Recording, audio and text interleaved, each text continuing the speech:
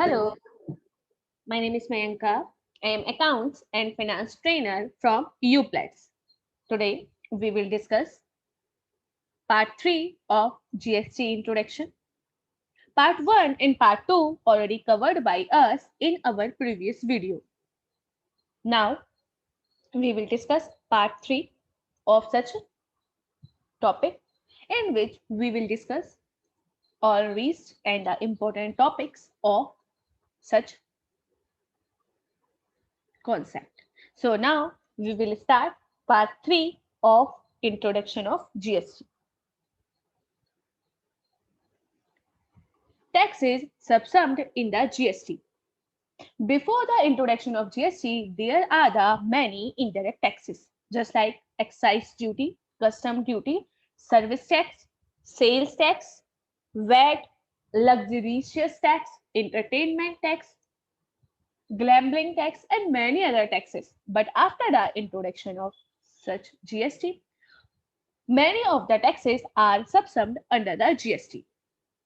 Now, there is a single tax which is to be known as GST.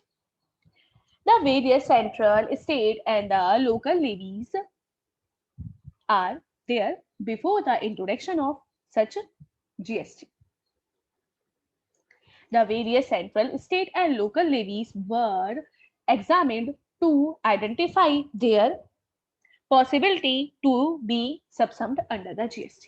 While identifying, the following principles should be kept in mind. There are some principles which are required to be understood. Number one, taxes and the levies, taxes or the levy to be subsumed should be primarily in the nature of indirect tax.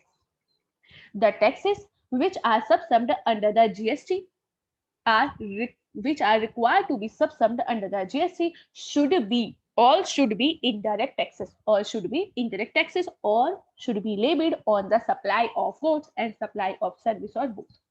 Number two, taxes or the levies to be subsumed.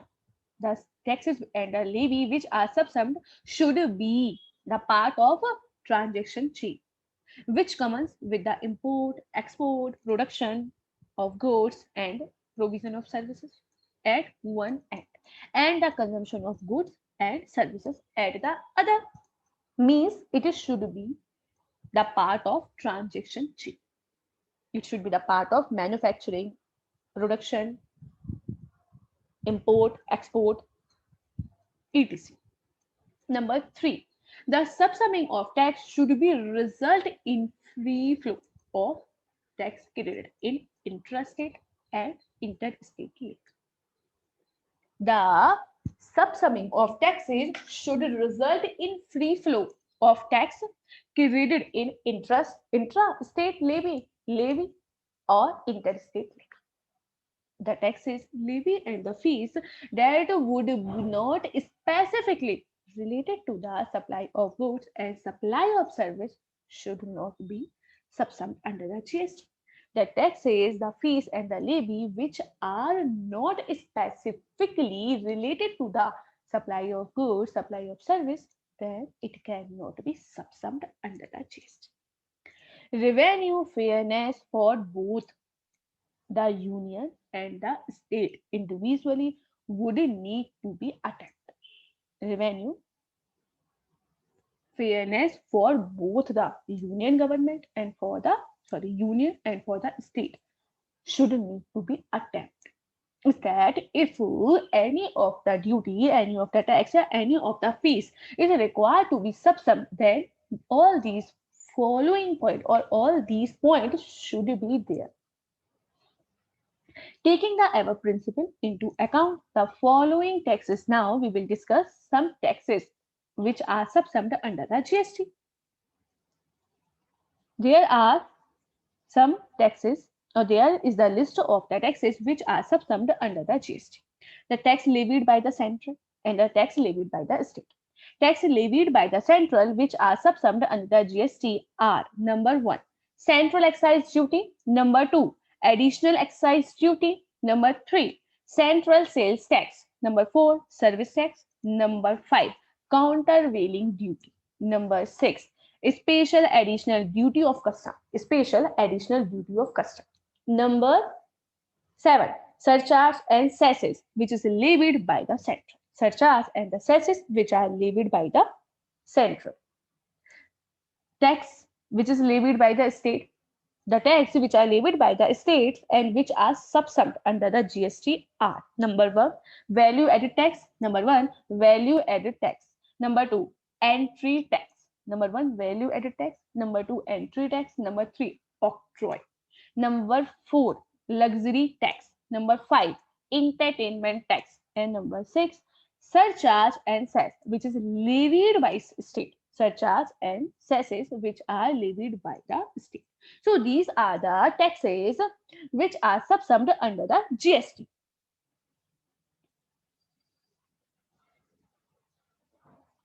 Benefit of GST. Now we will discuss benefits. Benefits of GST. GST is a win-win situation for the entire country. GST is a win situation. Means before the introduction of GST, there is a tax in indirect tax receipt. After the introduction of GST, there is win-win situation, and there are the many of the benefits to all the stakeholders of the industry. It is the very much beneficial for the government. It is the very much beneficial for the customer also. So now we will discuss the benefits of GST in the detailed form. Number 1, creation of a unified nation market. Creation of a unified means a uniform national market. The GST is a tax which is introduced with the aim to make India a common market with the common tax rate. The GST is introduced for the purpose to make India as a common market which contain common rate of tax and common procedure and movement of economic value, thus paving the way for an integrated economy at the national level. At the national level, GST is a tax which is introduced to with the aim to provide the common tax rate, common procedure, and remove all the barriers and remove all the economic barriers which are relating to the taxation. Is that it is developed to maintain or to make India as a national market or as a common market with the common procedure, with the common rates, and with the easy and simplified procedure. Number 2, boost to make in India initiative. Boost to make in India initiative. GST gives a major boost. GST gives a major boost to Make in India initiative. GST gives a major boost to the Make in India initiative. Means the GST is a tax which boosts Make in India initiative, which is boost the Make in India of the government by making goods and services produced in India. When the goods and the services are produced in India, then it will increase the competition. It will increase the competition in the nation as well as in international market. And it will increase the thought of making India. It will initiate the thought of making India. So the India will create, so the GST will create India as a manufacturing hub. India will be considered, or it will be known as manufacturing hub. Number 3, enhance investment and the employment. Enhance the investment and the employment. In the case of GST, there are many of the taxes, many of the central taxes and the state taxes are subsumed under the GST. Under the GST, many central and the state taxes are subsumed. complete and comprehensive set of input tax on goods and services. In the case of GST, there is a complete and there is a continuous chain of set of credit. In the case of GST, the tax of IGST can be used for the payment of means the credit of IGST can be used for the payment of CGST, SGST and UTGST or vice versa. So in this case, there is the proper chain of or comprehensive chain or setup of input tax on the goods, services or both. In this case, the tax liability will be reduced. Tax liability will be reduced, and due to this, there is the boost or there is the initiation in the investment. And in the case of GST, there is no any taxation in the case of export of goods and export of services. In most of the cases, there is no taxation in the case of export. In the case of export, when there is no any export, then it will increase the exportation of goods. And when there is the increase in exportation of the goods, then the production and the manufacture will also be increased, and it will also increase the employment. When employment will also increase, then the GDP will also increase. So the GST enhance the investment as well as the employment and GDP of India. GDP of India, because there is the proper set of credit, proper utilization of credit, and there are the many taxes which are subsumed and which are consolidated or which are subsumed under the GST. Simplified tax structure. Simplified tax structure. In the case of GST, there are very simplified tax procedures, and there are the few exceptions. In the case of GST, there are few and many exemptions which are applicable to the small taxpayer person and to the other person. Due to this, it is simplify the GST. It is simplify the GST and uniform the tax procedures and the tax structure. In the case of GST, there is the uniform tax laws. There is the uniformity in the taxes or in the laws, and there is the uniformity in procedure. There is the uniformity in tax rate across the country, and in the case of GST, the tax rate, the tax procedure, and the tax laws are similar for each and every person. Whether it is a poor person, whether it is a rich person, means the procedures are same. Certainty in tax administration. In the case of GST, there is a common system or there is the proper classification of goods and services. And when there is a proper classification of goods and services, on the basis of this, there is the proper tax administration across the country. Because when there is a proper classification of goods and services, then we can easily identify the rates of these, the rates of GST on such goods and such services. So there is so it will ensure the tax administration. It will ensure certainty in the tax administration across the country. Easy tax compliances. In the case of GST, the tax compliances are very easy through the IT. Number one, automated procedure with greater use of IT.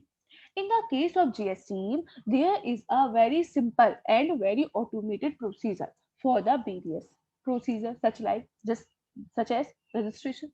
In the case of registration, if any person want to be registered under the GST, the procedure is very simple. He can file return very simply. He can file or make the refund, and he can make the payment of tax very easily. All interaction is through the common GST portal. In the case of GST, all the work are performed through the GST portal.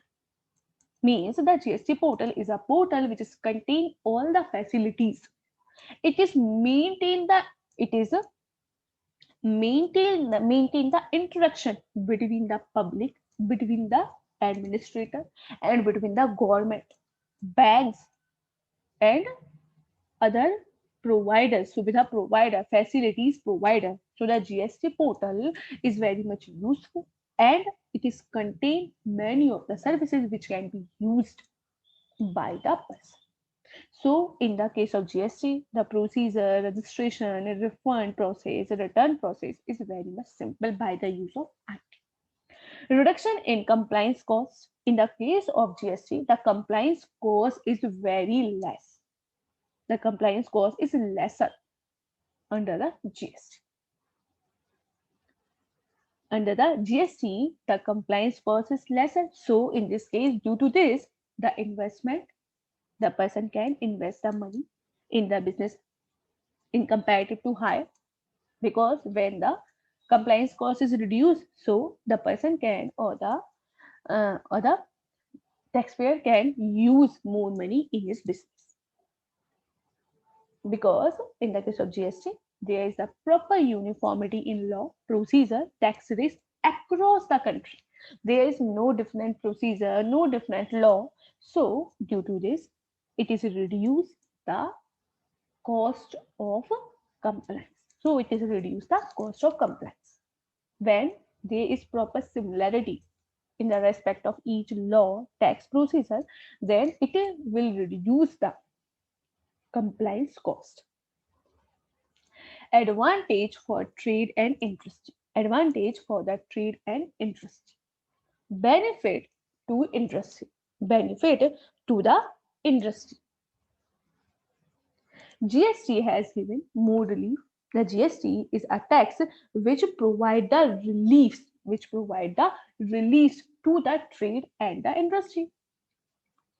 Because in the case of GST, there are the many taxes, or there are the taxes which are, in the case of GST, the taxes are, or the input tax grade of these taxes are available to set off. Means we can set off the amount of grade for the payment of tax. Means we can use it for the payment of tax. And in the case of GST, there are many of the taxes which are subsumed under the GST. Means before the GST, there are many taxes which are required to be calculated separately, which are required to, which in the case of these different taxes, they are required to file the returns at the different portal. So it is very much time consuming, and it is very much costly. But in the case of GST, all or mostly indirect taxes are subsumed under the GST, and there is the proper chain of credit. There is the proper chain of credit. We can use the IGST for for the payment of CGST, SGST, and UTGST. But in the case of previous tax, there is no setup of taxes. Means we cannot use the service tax for the payment of goods tax. Means for the payment of sales, for the payment of sale tax, for the payment of VAT. But in the case of GST, it is possible. So the burden of tax will become low. It become low. So it is the very much beneficial for the businessman, for the industry. Mitigation of ill effect of cascade. Before the introduction of GST, there is a tax regime, or there is a tax law which have cascading effect. It's contain the cascading effect.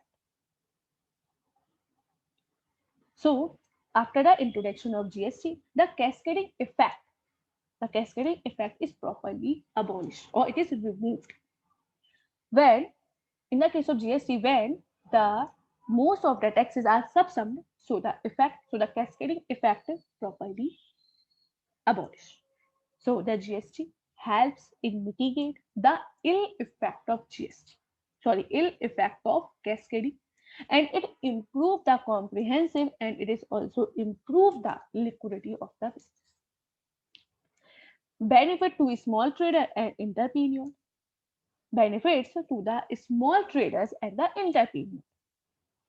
In the case of GST, there are the many of the special provisions or many of the special relief to the small businesses. To the small businesses. In the case of small business, the GST has increased the threshold limit for the registration. Further, in the case of GST, single registration is needed in a one state.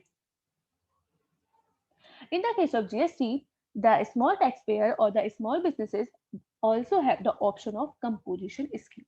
They can adopt the composition scheme if they want. And in the case of GST, there is a proper and seamless nation market across the country.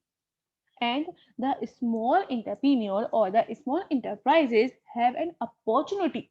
In the case of GST, the small business person has an opportunity to expand their national footprint with the minimum market. Minimum investment is that in the case of GST, the small business person they can improve or they can expand their business with the amount of minimum investment. Means by the use of minimum investment, they can they can expand their business. They can expand their businesses. Now we will discuss constitutional provision. Now we will discuss the constitutional provision of the GST. What are the constitutional provision of GST? India has a three-tier federal structure, which is comprising the union government, state government, and the local government. In India, there are three levels of government: union government, state government, and the local government. In India, the taxes and the duties are levied and distributed among the government, among these three governments. And the distribution and the levy is made according to the provision of Indian Constitution. Means the tax is contributed and it is levied by the it is distributed. Sorry, the tax under the GST, the tax is levied or it is distributed among the central government, state government, and the local government. The Constitution of India is the supreme law of India. It is the supreme law of India. The Constitution of India preambles 25 parts containing 448 articles and 12 schedules. In the case of GST, power to levy and collect tax, whether it is direct or indirect. Means in India, power to levy tax, whether it is direct tax or indirect tax, is in the hands of Constitution of India. Means the Constitution of India decide who will levy or who will charge the amount of tax. In case any tax law to be act, rule, notification, or the order is not in conformity with the Constitution. It said in the case any of the rule, provision, notification, or the order can be made by the Constitution if it is not accepted, if it is not confirmed by the Constitution, then such order, such notification will be considered as void or illegal and it will not be applicable anywhere if it is not confirmed or it is not approved by the Constitution. If it is not approved by Constitution, then it will not be applicable or it will be considered as void and illegal. Now we will discuss some significant and some important provisions which are relating to the taxation. The provision of Constitution relating to the taxation are as follows. Article 265. Article 265. Article 265 state that, or it is explained that no tax shall be levied or collected except by the authority of law. Is that no tax will be levied or it will not be collected except by the authority of law. Means it will be collected only by the authority of law. It will be levied and collected by the authority of law. Article 265 explain that, or it state that no tax shall be levied, no tax shall be collected except by the authority of law. When there is no authority of law, no one can collect or no one can levy such tax. When there is the authority of law, such tax will be levied or such tax will be collected. The term authority of law means that tax proposed to be levied must be within the legislature competence of the legislature imposing of tax. So the tax will be levied or it will be collected except by the authority of law. Without the authority of law, the tax will not be levied or collected. Article 245. Article 245. Part 11 of Constitution deal with the relationship between the union and the state. Part 11. The power for enhancing the law is conferred on the parliament and on the legislature of the state by Article 245 of the Constitution. Article 245 provides as under. Subject to the provision of this constitution, Parliament may make the law for whole or any part of territory of India. Article 245 provides that subject to the provision of constitution, the Parliament has the power or the Parliament may make the law. The Parliament may make the law for whole of India or for the part of territory of India and the legislature of the state. The legislature of the state may make law for whole or any part of the state. Means the parliament may have the power, the parliament may make the law for whole or any part of India and legislature of the state. Legislature of the state may make the law for whole or any part of state. Means for whole of India or for the part of India, for the territory of India, parliament make the law, and for the particular state or for the part of such a state, the state legislature make the law. No law made by parliament shall be deemed to be invalid on the ground that it would have extraterritorial operation. If there is any law, means the law which is made by the parliament shall not be considered as invalid only on the ground that it have extraterritorial operation. If any of the law has extraterritorial operation, then it will not, then such law will not be considered as invalid. So Article 245 explain that or provide that the parliament has the power to make the law, to make law for the whole or any part of territory of India, and state legislature may make law for the whole or any part of state. Article 246. Article 246. Article 246 gives the respective authority to union or the state government for levying the tax. Article 246 gives the power or gives the authority to the state government or to the union government for levying the tax. Whenever parliament has the power to make the law for whole of India or the part of India, and the state legislature has the power to make law for whole of a state or part of the state. 246 gives the authority to state government and to central government, state government and union government for levying the taxes. Seventh schedule of Article 246. What is the seventh schedule of Article 246? Seventh schedule of Article 246 contain three lists. And these three lists contain the matter under which the union government and the state government has the power to make the law. Means there are three lists: list 1, list 2, and list 3. And these lists contain the matters contain the matters under which the central government and the state government has the power to make the law.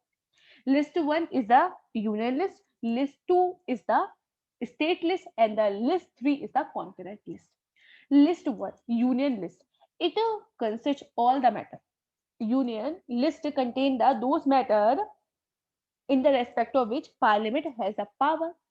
Parliament has the exclusive power and right to make the law. Means in the case of a union list, in the case of list 1, the union list is a list which is contain only those matters, which is contain only those matter in the respect of which the parliament, is that the central government only has the power. Means the central government has the exclusive power. The central government has the exclusive power to make the law, to make the law. Central government has the exclusive power to make the law. State list, list number 2, state list. State list is a list which is contain those matters in the respect of which only state government has the power to make the law. State list is a list which is contain those matter in the respect of which only state government has the power to make the law. List number 3, concurrent list. Concurrent list is a list which is contain those matter in the respect of which. Concurrent list is a list which is contain those matter in the respect of which both central government and the state government, both central government and the state government has the power to make law. Concurrent list is a list which is contain those matter in the respect of which both central government and the state government has the power to make the law. Entry 82 to 91 of the list 1. List 1 contain the subjects where the central government has the power to levy taxes. Entry 82 to 91. Entry 45 to 63 of list 2 means state list contain the subject where the state government has the power to levy taxes, and the parliament has further power to make any law for any part of India not comprised in state, which is not comprised in state, even if such matter is included in the state list. Is that the central, sorry, the parliament has a power that it can make the law for any part of India not comprised in the state, even if such matter is included in the in list 2. Malab means in list, in state list. Income tax is levied. Income tax is levied by the virtue of entry 82. Income tax is levied by the virtue of entry 82. Taxes on income other than agriculture income and custom duty by entry 83. Duties of custom including export duties of the union list. Income tax is levied by the entry number 82. Power to levy GST. Power to levy GST has been conferred by the Article 246A of the Constitution. Means the power of GST conferred by the Article 246A of the Constitution of India, and it is introduced by the Constitution Act 2016. Before discussing the significant provision of Constitution Act, first we will discuss why there is a requirement of constitutional amendment. Why there is a requirement of constitutional amendment. Article 246A, power to make law with the respect of goods and services. Now we will discuss Article 246A, power to make law in the respect of GST. The article grants, Article 246A grants the power to the central government and to the state government to make the law with respect to GST imposed by the central and by the state. Article 246A grants power to the central government and to the state government to make law in the respect of GST. in the respect of GST. Central has the exclusive power. The central government has the exclusive power to make the law with respect to the GST in the respect of interstate supply. In the case of interstate supply, the central government has the power to make the law. To make the law. However, in the respect of following goods, the aforesaid provision shall apply from the date which is recommended by GST Council. Is that in the respect of following goods, the provision of GST will be applicable from the date which is recommended by the GST. Petroleum crude oil, high speed diesel oil, motor spirit, which is commonly known as petrol, natural gas, turbine fuel oil. These are those products on which the provision of GST will be applicable when it is recommended by GST Council. The provision of Article 246A are notwithstanding anything contained in Article 246 and 254. Article 254 deal with the supremacy of law, which is made by the Parliament. Article 269A. Article 269A. Levy and the collection of GST by interstate supply. Levy and the collection of GST on interstate supply. Article 269A stipulates that. Article 269A stipulates that the GST on supply, in the course of interstate trade or commerce shall be levied and it shall be collected. The GST on the supply when there is an interstate supply. When there is any interstate supply, and such tax is required to be collected by the government of India, and such tax shall be apportioned between the state government and between the central government as per the provision or as per the manner as may be provided by Parliament by the law on the recommendation of GST Council. Means when there is any interstate supply and the IGST will be charged, then such IGST will be apportioned between the central government and between the state government according to the proportion which is recommended by GST Council. In addition to ever, when there is any import of goods and services or both into India will also be deemed to be supply of goods and services in the course of interstate trade and commerce. In addition to the above, when there is any import of goods or services or both into India will also be deemed to be supply of goods and supply of service in the course of interstate trade or commerce. Means when there is any import of goods or import of services, then it will be considered as interstate supply of goods or services. This will give power to the central government. This will power to the central government to levy IGST on the import transaction. In the case when the import of goods and import of service will be considered as interstate supply, then the central government has the power. Then the central government has the power to impose the IGST on such import transaction, which were earlier subject to countervailing duty. Where an amount which is collected as IGST has been used for the payment of CGST or vice versa. The amount of IGST, if there is any credit of IGST, then it can be used for the payment of SGST or vice versa. Means SGST can be used for the payment of IGST. Such amount shall not be form part of consolidated fund of India. This is to facilitate transfer of fund between central and the state. The Parliament is empowered to formulate the principles regarding the place of supply. The Parliament has the power to make the provision relating to the place of supply when there is a supply of goods, supply of services, or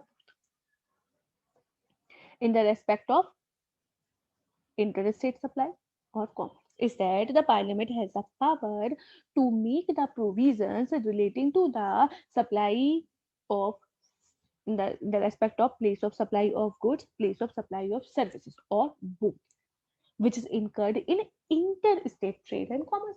In the case of interstate trade and commerce, definition of goods and service tax, definition of GST, definition of service and state incorporated under Article 366.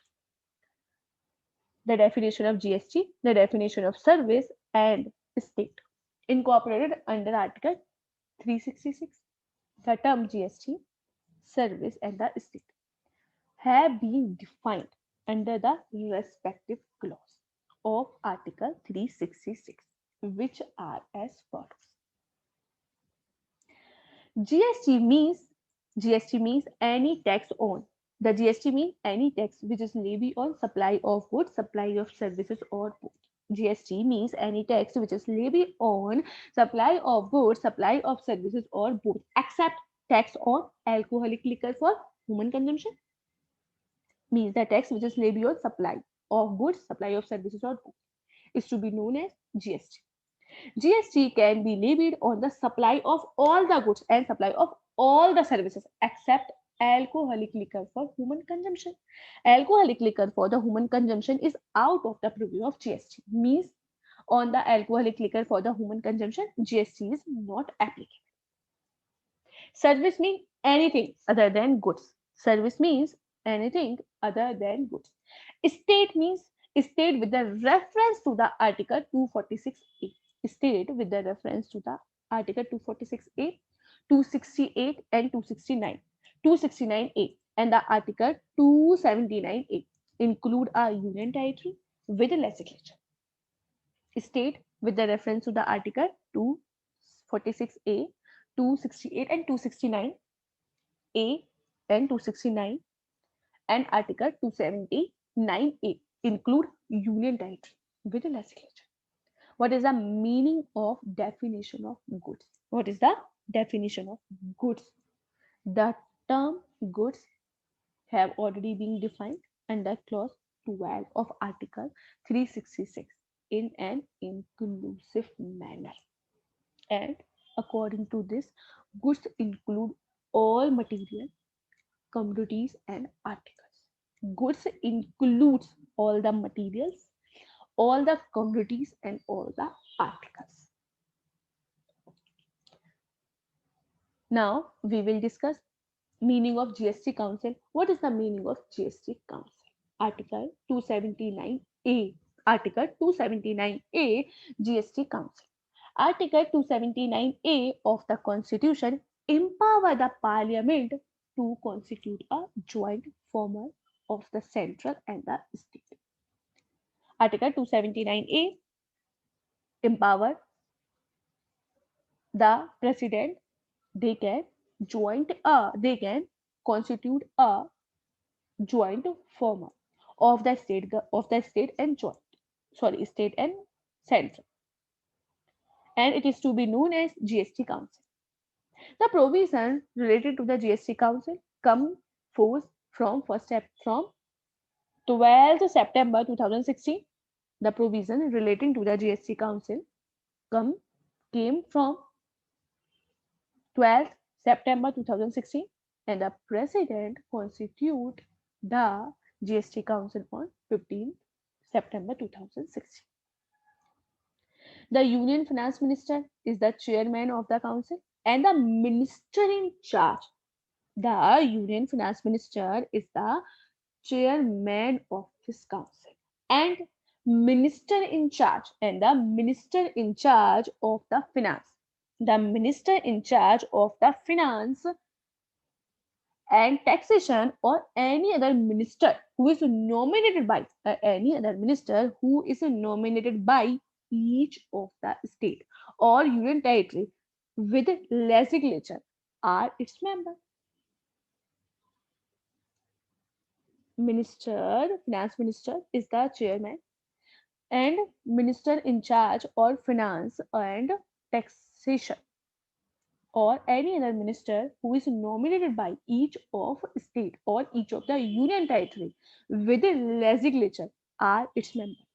Beside the union minister of the state and the union minister of the state in charge of revenue or finance is also the member of GST Council. So these are the members of GST Council.